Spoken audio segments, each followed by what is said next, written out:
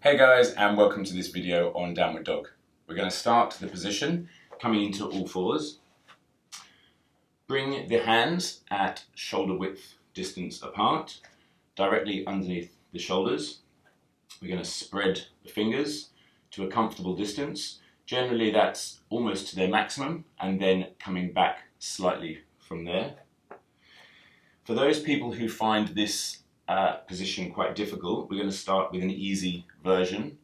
So from here, we're going to tuck the toes under behind and then lift the knees off of the floor and come back, pushing backwards through the arms into a bent knee position.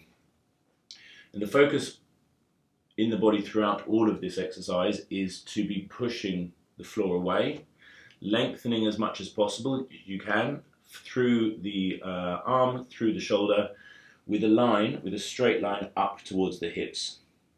Now, to begin with, for a lot of people, we're going to start this version by pedaling the feet out.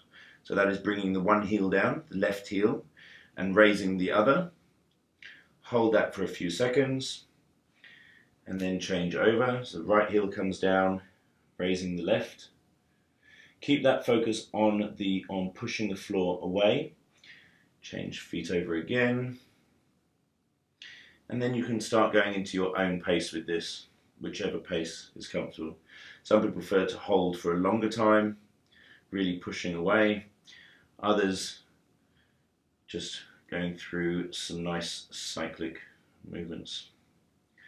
Just spend a few seconds at your own pace, backwards and forwards, one heel up and one heel down,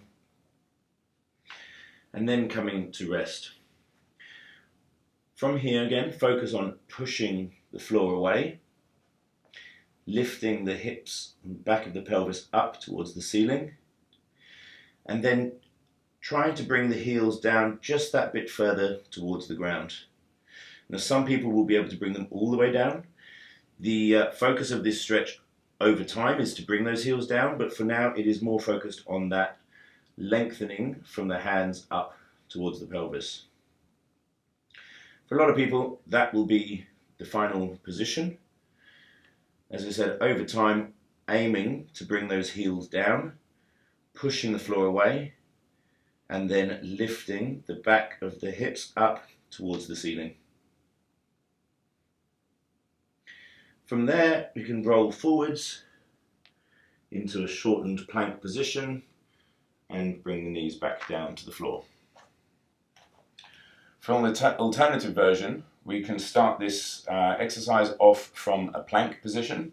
So again, hands underneath the shoulders, feet about shoulder width apart behind. This version is supposedly the correct positioning for hands and feet.